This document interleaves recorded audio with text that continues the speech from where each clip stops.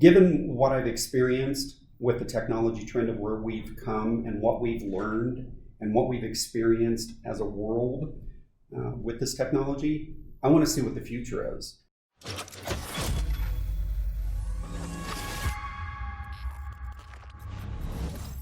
Well, hi, how you doing? This is Tim, and I have with me my friend, Fred Shepard. Fred. Good to see you. Nice to see you. So, Fred, I've known you for quite some time, haven't I? Been a few years. Yeah. Fred is the VCIO as well as the VP of a major healthcare company, national, and here in Utah as well. Mm-hmm. And just so we're really clear, this is 2020 and we've been completely cleared and tested, so thank goodness we're okay to talk without our masks. I have my mask in case I need it. I have mine here somewhere, right over there. That's right. Yeah. So I guess the purpose of this discussion we're having is to try to familiarize ourselves with individuals who are not only competent but considered primaries in the IT industry, mm-hmm. right? And what we hope to do during this series is get to know people a little bit more and see what they see. Let's start off with just a basic one, which is, how long have you been in this industry, this IT industry? Sadly, over 3 decades. Over 3 decades, huh? Yeah, started way back in the day of the IBM PC. Wow. And had an interesting opportunity through a company called Liebert back in the day, which is still around today, through Emerson. I remember Liebert. And I was presented with an opportunity to understand what computers were about, understand custom software development, mm-hmm. and make sure that all the sales reps were able to operate and support it. So mm-hmm. I was the key driver behind all that. And that just kept my interest from that point forward. Yeah, I'm familiar with Liebert. Well, over that time, especially as technology has matured, what are some of the trends you've seen? From that period to today, quite a bit. Back in the day when mainframes were around, mm-hmm. centralized management was the big thing. Mm-hmm. PCs came out, decentralized management came about, mm-hmm. and now we're seeing kind of a hybrid of a centralized model still present today, even in a virtual arena. It's interesting to see how the evolution of management of the devices has occurred, knowing the device itself, outside of getting faster and more streamlined, and really hasn't changed much from the first evolution. Yeah. So from the management side, hybrid, centralized, still very prevalent today.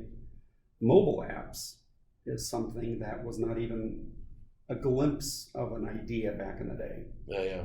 Now look at it. We assume that mobile apps are just an everyday thing. Mm-hmm.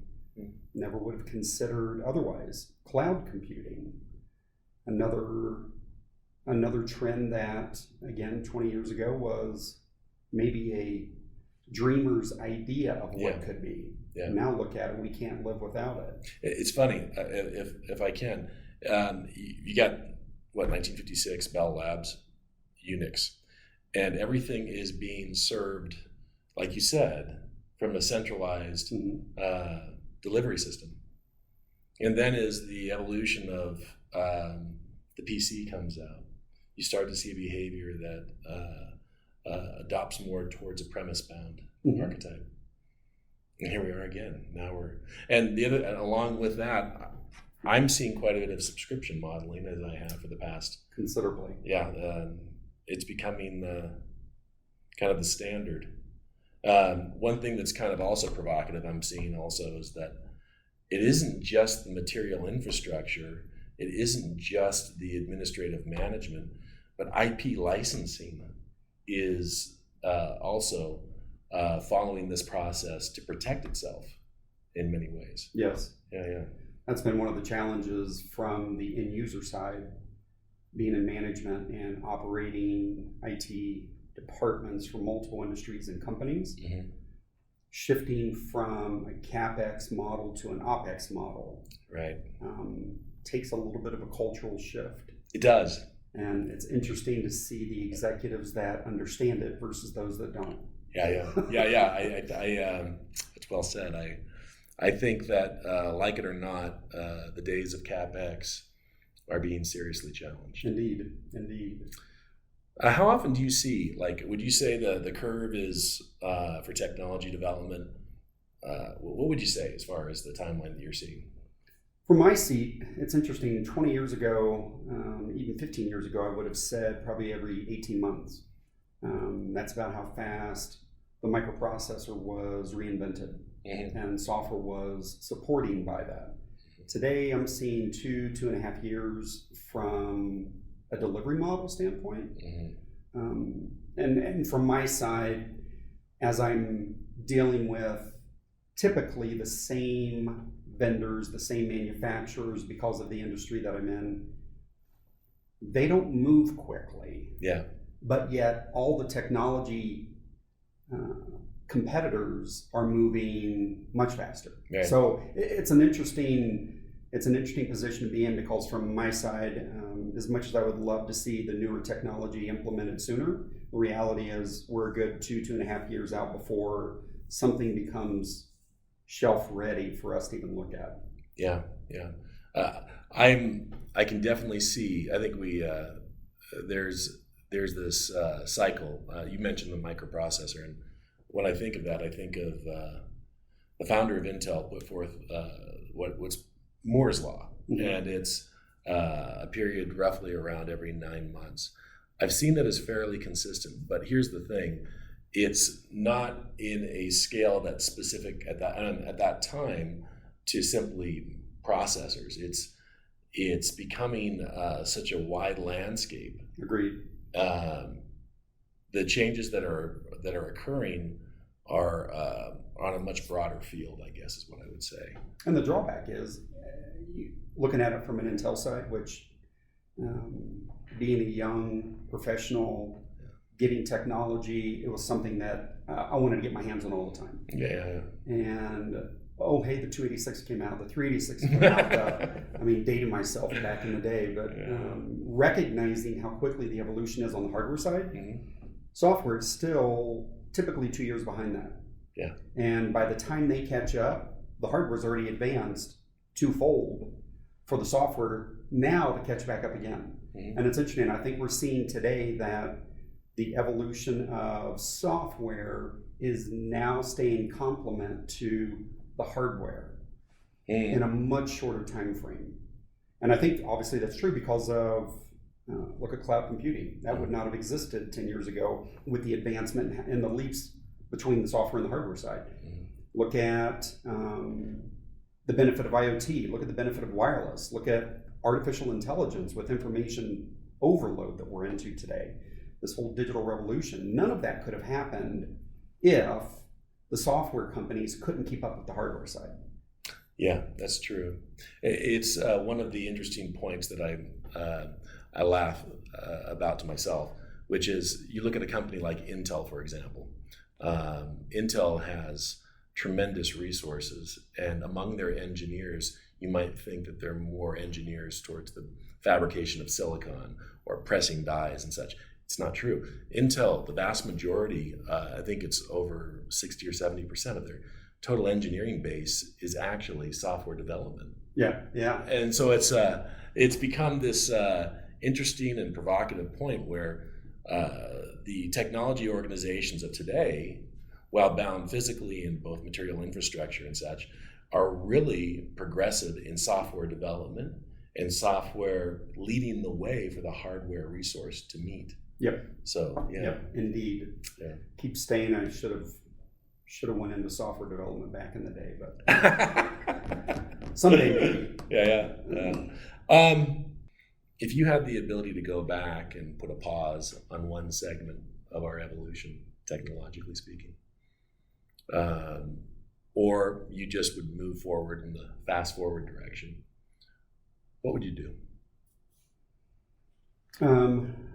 Give me 2 minutes and I'll tell you. Let me think about it. No, given what I've experienced with the technology trend of where we've come and what we've learned and what we've experienced as a world, with this technology, I want to see what the future is.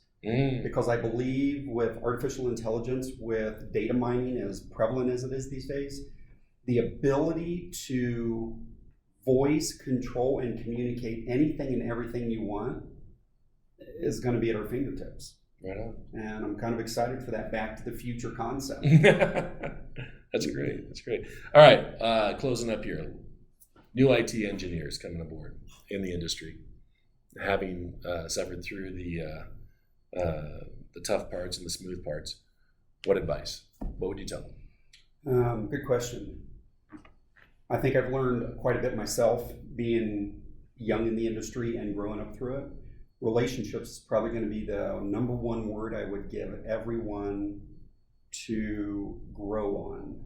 And I don't mean just with coworkers. Okay. They need to expand outside of their circle. They need to interact with professional peers and those outside of their world that they can interact with. The biggest obstacle a new technical person will have moving into a management role is communication, personality with that communication, and the relationships they're going to build with it. Yeah. If you can figure out how to build relationships now to be able to foster that growth as you continue, the world's pretty much at your beck and call. Yeah, I agree with you. I think relationships are really the cornerstone within our industry, and all too many of them come into the relationship believing that by simply mastering a language or a code, yes, that's what it takes. That's They're right. good there, and yet they have such short lifespans in technology. Indeed. Because they've hedged all their bets on a fixture which has a technical ceiling to it. I think I would add one other point to it, which would be, if my advice would be specifically, like most things in life, don't put all your eggs in one basket. Agreed. Open up to the provocative opportunities that will develop as you identify and you determine where you're going. There will be compounding things that occur and opportunities to take advantage of. Mm-hmm. If you're smart enough to do it, you'll succeed, and you'll have a very rich and full experience. If you don't, you might find yourself frustrated and short-winded. The whole idea of doing an inch deep and a mile wide goes a long way. Yeah, it does. In this industry. Well, thank you again. Thanks Thank for you. talking with us. We obviously want to make sure that we're reaching out to our group and to others. So if you have any questions, please don't hesitate to ask, and we look forward to responding back with you. Thanks again. Thanks.